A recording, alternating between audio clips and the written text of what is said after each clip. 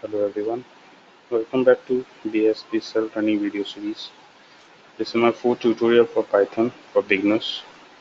In my previous video, I've explained how to get input from the user and how to calculate the sum based on the input entered by the user. Now in this tutorial, I will be going to tell you how to write a function in a Python.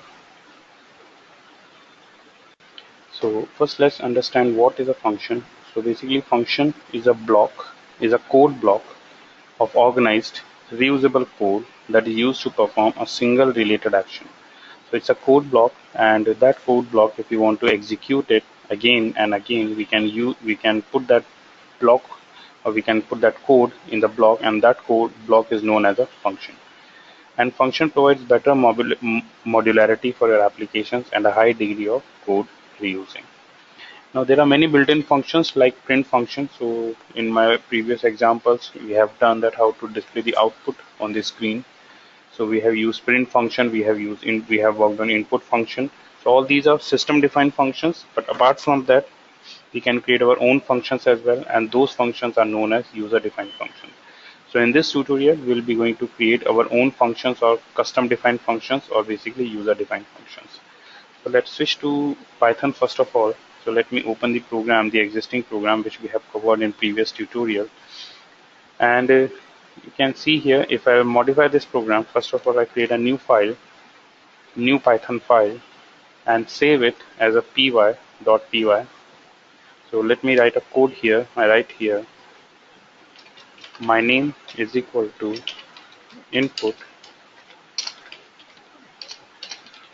enter your name, and I write here print welcome my name. First we save this. So I save this as program 3, and when we execute it, it asks for a name. I enter my name and I got a message, welcome. So if I copy this code and paste it multiple times, 3 times, and if I execute it, you can see it asks for a name. I enter a name, Bob. I got a message, welcome Bob. Again it is asking for a name, enter your name. So I enter a name, Suzanne. I got a message, welcome Suzanne, and again it asks for a name. I enter Jimmy, so I got a message, welcome Jimmy. So it's a single line. The code is not that much, so it's pretty easy to work to. We can copy this code multiple times, but if we have a big code and we have to execute that code multiple times, so in that case, if we copy it, first of all the code will become big, and if any error occurs in that code, it will be very difficult to find out the error and to solve that error. So to solve this issue, we can create functions in Python, and we can execute that function multiple times, or we can call that function multiple times. So to make this program easy to understand and more readable, I'm going to put this code of block. So I cut this and I create a function here. So that's a comment. So that's a comment here, and I write here def. Def is the for definition, and we give a function name of function1, and here I write my name is equal to input, enter your name, and print hello my name. So that's the code, and you can see in this code, first of all we have defined a function name. That's the function name with brackets open and close. Later on we'll be going to see how to pass parameters into it. So right now it's a blank, it's a function with no parameters.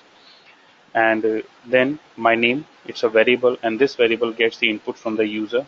So whatever name user will enter, that will store into my name, and then we print by using this print statement. So you can see it's a print function, so it's a system defined function, and this is user defined function or a custom function. So now to call a function, so I write here statement to call a function. So how to call this function? We simply write here function1 and bracket open and close. So now if I execute this program, if I run this program and press F5 key, it asks for a save. I OK, and you see I got a message, enter your name. I enter my name and I got a message, hello Sumit. So what happened here is when we execute this program, first of all, it looks for this first statement. So it's a comment. So the compiler or the interpreter will not be going to use this to read this. It will bypass this statement. Then it creates a function. It defines a function with function one, name as function one. Then it creates the variable. Then the function one will be called here. So function will call this function. It will invoke this function, and in this function we have a statement, my name is equal to enter your name. So here it print a message, enter your name, and it will let user to input a value, and whatever value user input, that will store into my name. And then this print function is used to print a statement, hello, as well as the value of the variable which is stored in this variable, or the value which is stored in this my name. So this how we can create a function. So it's a simple function. If you want to create a parameterized function, so instead of passing the value here, I can cut it, and instead of it, if I want to create parameterized function, so simple I write here my name, and to call this function, because this function contains one parameter, so I need to pass a parameter here, and I can pass a parameter here. And when I execute it, you can see I got a message, hello Sumit. So in this case, when this statement execute, when this function will be invoked, it will pass a parameter into this function, and the value, whatever value we entered here, that will store into my name variable, and as in my name parameter, and it will used here. If we did not pass any parameter here, and if we try to invoke this function, we'll get an error message. Why, and what's the error? You can see here the error is the function one missing one required positional argument, my name. So there is one argument, so we need to pass one parameter here. If there are two arguments, let's suppose we have two parameters, my name one, and still if we execute this program, again we'll get an error message, missing one required position argument, my name one. So you need to make sure that if you are invoking a function, if you are calling a function, you need to pass the values according to its parameters. So if there are one or two parameters, so you also need to pass the values based on the number of parameters of the function which you have created. So it's a small program. Let's create a small calculator by using Python. So I'll simply change this program, and instead of this, I write here, I change this function name, and I write here add, and give a command print num1 is equal to int input, enter a number, and copy this, paste it, num2. So let's see, instead of enter a number, I'll set it to enter first number, enter second number, and num3 is equal to num1 plus num2, and we can print the result here. Print result is num3, and then to invoke this function, I simply write add. Now if I execute this program, if to test this program, I got a message, enter first number. So this function will be invoked, add. So first it is asked, it will get the first number from the user, then it will get the second number from the user, and then it will calculate it. So let's say I enter number 1 10, enter second number 20, and the result is 30.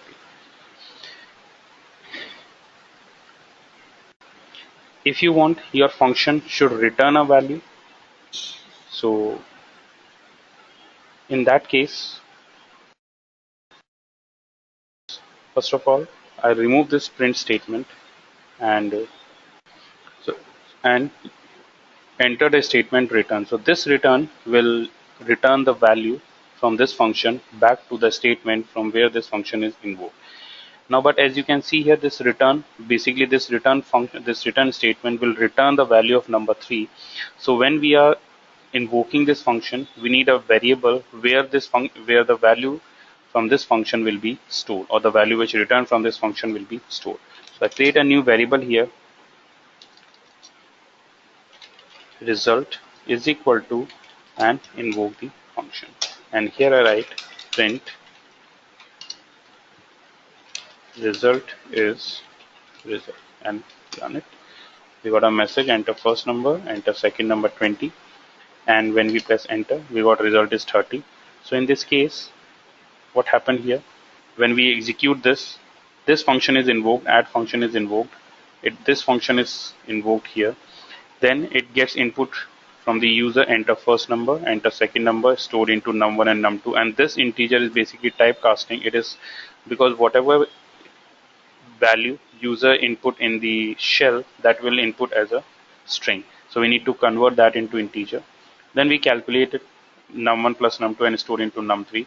This return statement will return the number, the result or the value of this number 3 back to this statement, and that value, the result will be stored into this result variable, and here we use this result variable to print the value. So this how we can let a function should return a value. Again, if you want to pass a parameter here, if you don't want to call this directly into function, so we can pass parameters here, num1 comma num2, and here we can pass values 10 comma 20. Execute it and we get result is 30. So based on that, we can create a complete calculator. Let's suppose I would like to create a calculator here, and in that calculator, first of all, I would like to get the input from the user, that if user wants to do the calculation or this addition, subtraction, minus, or multiplication. So for that, I write a statement here,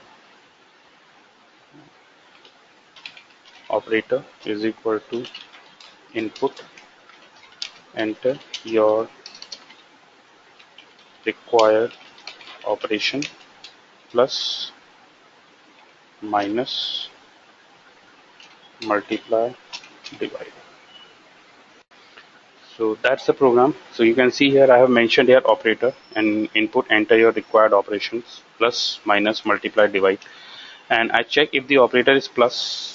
I invoke this function add function and pass two parameters here, and whatever input or whatever value will return from this function, it will store into output, and then we print the output here.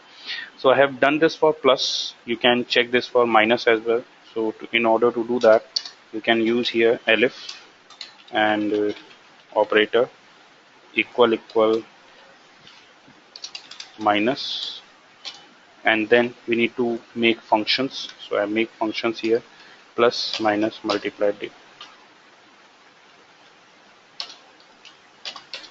divide, and I, instead of add, subtract, here I change it to multiply, this I change this to div, and num1 minus num2, multiply and divide. And we can test here as well, if number 2 is equal to 0 or less than 0, it will not divide it. So that validation you can test it. And here I simply call here output is equal to subtract 20 minus 10 and print output. So now let's test this program. So to test this, I execute it, I run it, save it, and it asks for an operator. So first I enter plus. I got the output is result is 30, because when I enter an operator plus, it will invoke this. This condition will be satisfied. It will call this add function, 10 plus 10 and 20. 10 plus 20 is 30. But again, if I execute this and this time I input an operator minus, I got the output 10, because when I enter operator minus, the first condition does not satisfy. It tests for second condition. This condition satisfy, and this invoke the sub function. And in sub function, we have done num1 minus num2, and the output will store into this output, and we'll get the output here. So this is how we can work on a functions in Python. I hope this video makes you clear. This tutorial makes you clearly understand about functions in Python.